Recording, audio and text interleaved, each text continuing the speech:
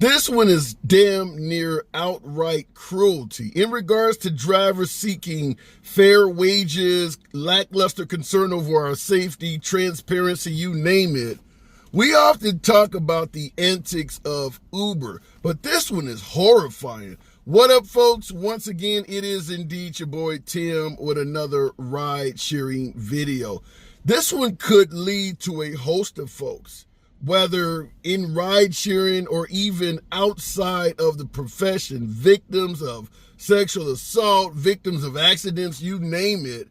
Uber could actually make their lives significantly harder when you hear what we're about to discuss. This comes from an article titled, Uber spends millions on Nevada ballot initiative that may slow sexual assault suits.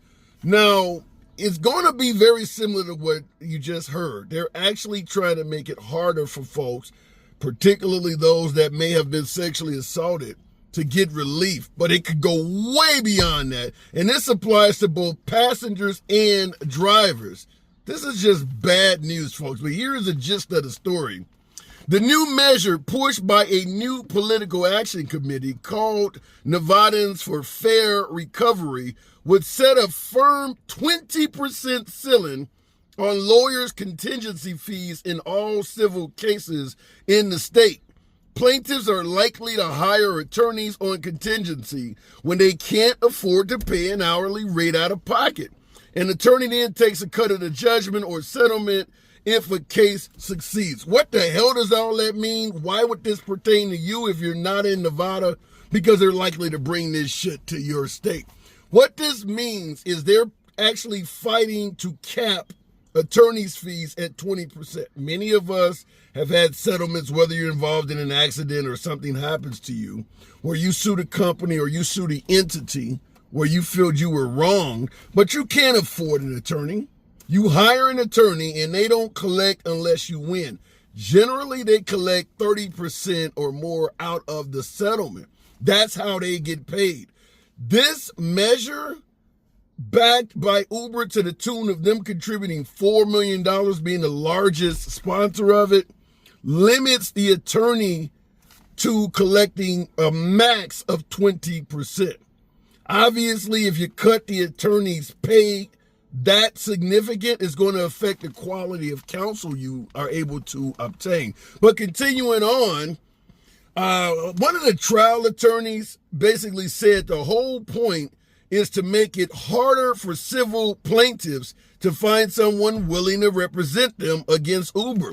And that's exactly what we're talking about. If all of a sudden attorneys go from making 30% of the settlements to 20%, a lot of firms may decide this ain't the type of work I want to do. So you yourself, being a plaintiff, whether you're sexually assaulted by a driver or, have a passenger, perpetrate some harm on you, or you simply need to sue Uber or Lyft, the max your attorney can get is 20%. So bigger, more successful firms may not want to deal with these type of cases anymore because they've cut the pay so significantly. But here is what makes it particularly unfair and egregious in favor of Uber and against the drivers or passengers who may have a legitimate lawsuit. What one attorney said is, a company like Uber could hire the most expensive lawyers on earth to defend itself, but they want to hamstring the ability of ordinary people who are suing companies like Uber to get counsel. And this was an attorney named Gupta that said in the comment. Doesn't matter the attorney's name, but he has a point. Uber or Lyft could spend as much as they want on attorney's fees to make sure you as a driver who may have a legitimate lawsuit, or one of the passengers that might have a legitimate lawsuit against Uber, their attorney has a limited pay ceiling, 20%.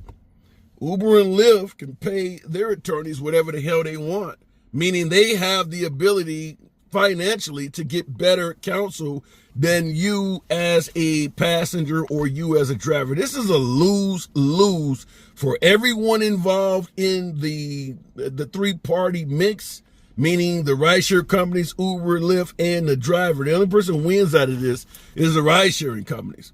this has made it harder for drivers to sue if something goes wrong, because with attorneys being able to only make a max of 20%, you're going to have a lot of attorneys that are like, I don't want to get involved in this. And we'll continue on what the lawyer said, whereas it should make a hell of a lot more sense. He said that the norm for contingency fees in Nevada is currently between 33 and 40%, and slashing it to 20% would make complex cases less worthwhile for attorneys to pursue. The ballot initiative language includes no exception for class action lawsuits in which individual plaintiffs band together in larger numbers. So we know what class action lawsuits are. That's when a bunch of folks have been wronged and they group it up together as a class action suit, and that's when they start dishing out settlements to all of them. You've heard about, mesothelioma being mentioned on television, or burn pits for veterans and things like that. Class action suit, you got a bunch of victims banding together. Well, now the company can only take the law firm rather can only get a maximum of 20% even out of those lawsuits.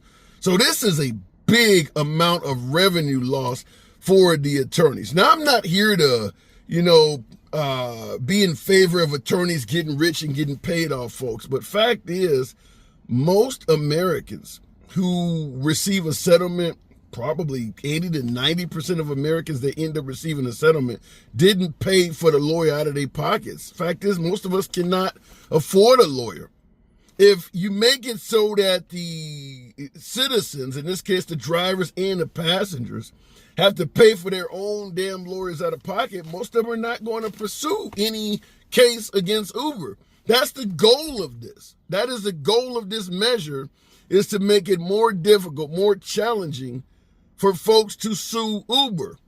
And when they do, they're getting lawyers who know they can only get 20% of the cut, which means you're going to get a lower quality attorney that will take the case if one takes it at all. Everything about this is bad. This is just straight up cruelty to do this, because we've had both passengers and drivers getting raped, killed, carjacked, losing their ability to earn income. And a lot of this stuff is Uber related, putting felons in our cars, not being thorough in regards to who they put behind the wheel of cars. So felons have been driving cars, assaulting passengers, and passengers assaulting drivers.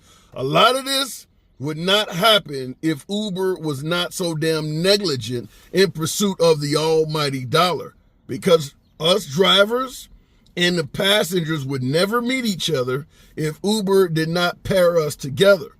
So if they pair two folks together and some bullshit happens, and it is their fault that one of the folks should not have ever been paired to begin with, they've made it harder for the victim to get any relief. This is cruel.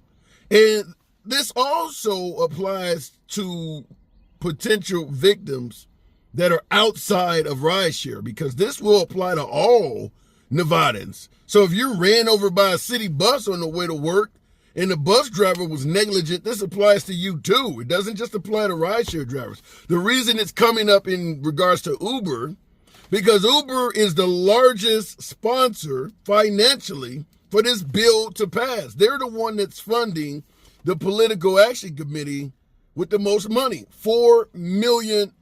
So you're wondering where the hell all of the cuts of the fares are going, for you drivers only getting 20 to 30% of the damn fare. Shit like this, to make it so that if something happens to you, you have less chance of gaining relief from this company. But just wanted to run this by you to let you know who you're driving for on a daily basis, for passengers to know what company you're using to hire trips. Something happens, they are not on your side. Sad stuff. Nevertheless, feel free to smash that like button, keep the channel in motion, subscribe if you favor. Sad stuff, really sad. I don't even know how to get it out. Really sad to hear this. Anyhow, I'll see you in the next video.